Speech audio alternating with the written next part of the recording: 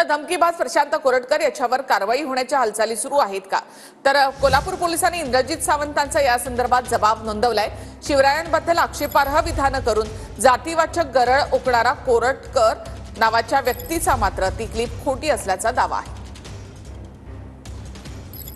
त्याच्यावर गुन्हा दाखलच नुसता करून नाही तर त्याच्यावर कारवाई झाली पाहिजे। कारण महाराष्ट्रामध्ये शिवाजी महाराजांच्या बद्दल गेल्या तुम्ही बघताय 3-4 वर्षापूर्वीपासून वेगवेगळे वक्तव्य येत आहेत आणि त्यांच्यावर काहीच कारवाई होत नाही। आणि त्यामुळं अशा या निर्लज्ज माणसांची महाराष्ट्रात राहूनच शिवाजी महाराजांच्या बद्दल एक तेवढ्या खालच्या पातळीवर जाऊन बोलायची हिंमत झालेली आहे। त्यामुळे त्याच्यावर शासनानं तातडीनं कडक कारवाई केलीच पाहिजे असं माझं मत आहे। असल्या ह्याला पोकळ धमक्यांना भीत नाही। शाहू भूमीतला शाहू महाराजांच्या विचारांचा पठ्ठा आहे मी। या असल्या धमक्या बिमक्या आम्ही घाबरत नाही कधी। पण ज्या पद्धतीनं शिवरायांचा संभाजी महाराजांचा अपमान यांनी केलाय त्याच्यावर मात्र शासनानं कारवाई केली पाहिजे।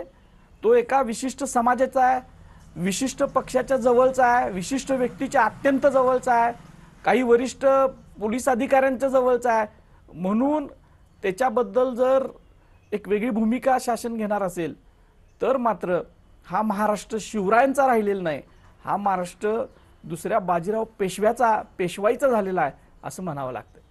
ही गोष्ट त्यांनी मला शहानिशा करून विचारून जर टाकली असती की तुमचा आवाज आहे का नाही आहे, कारण आजकाल आपल्याला माहित आहे की प्रत्येकाचे मॉर्फिंग आवाज करता येतात। त्याच्यामुळे एआय मार्फत तुम्ही म्हणायचं आहे मला असं वाटतं की याच्यामध्ये काहीतरी कोणीतरी खोडसाळपणा केला, कोणीतरी माझ्या जवळच्या कोणी जो रायव्हली ठेवत असेल त्यांनी केलेला प्रकार आहे। आणि त्याच्यामुळे सोशल मीडियाचा वापर करून एआयचा वापर करून काहीतरी आवाज क्रिएट करण्याचा प्रयत्न केला, धमकी देण्याचा प्रयत्न केला। त्याची मी पण पोलिसात तक्रार करणार आहे आता की कोणी नेमकं माझ्या आवाजाचा कॉपी केली किंवा काय केलं याची चौकशी केली पाहिजे पोलिसांनी पण।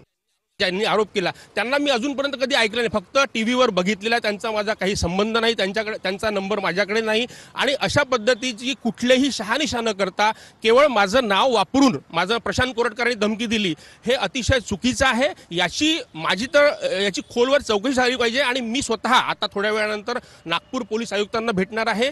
या पद्धतीची मी त्यांच्यावरही अब्रू नुकसानी करू शकतो की माझा शहानिशा न करता माझं नाव वापरणं। आज मला सकाळपासून फोन सुरू झालेले आहेत। जे इंद्रजित सावंत आहे त्यांनी जर मला फोन करून म्हटलं असतं की हा तुमचा आवाज आहे का, तुमच्या नंबरवरून असा मला फोन आला होता, तर ते न करता त्यांनी डायरेक्ट सोशल मीडियावर केलं, तर याच्याबद्दल मी सुद्धा तक्रार करणार आहे पोलिसांना। माझ्या विरोधात अब्रू नुकसानीचा दावा दाखल करला। माझ्याकडे फोनवर जे ट्रू कॉलरला नंबर माझ्याकडे आलेला आहे त्यानं स्वतः नाव सांगितलेलं आहे त्याच्यात। आता त्याच्यापेक्षा आणि जास्त काय असू शकतं? एवढंच नाही तर फेसबुकला पोस्ट सुद्धा केलेली आहे, माझ्या नावानंच केलंय, माझा फोटो टाकून केलेला आहे। त्यांच्याच फेसबुक त्या एक्सवर काय असतं ना त्याच्यावर पोस्ट आहे। आता परत चोराच्या उलट्या बोंबा अशा पद्धतीनं जर कोण काय करत असेल तर मला त्या मला धमकी दिली आणि ह्याच्याबद्दल मला काय बोलायचंच नाही आहे, तो विषय नाही। शिवाजी महाराजांच्या बद्दल जर असं कोण बोलत असेल आणि समजा ते म्हणत असतील की मी असं बोललेलो नाही आणि काय नाही, तर मग गृहमंत्री महाराष्ट्राचे काय करतात हा मोठा प्रश्न आहे।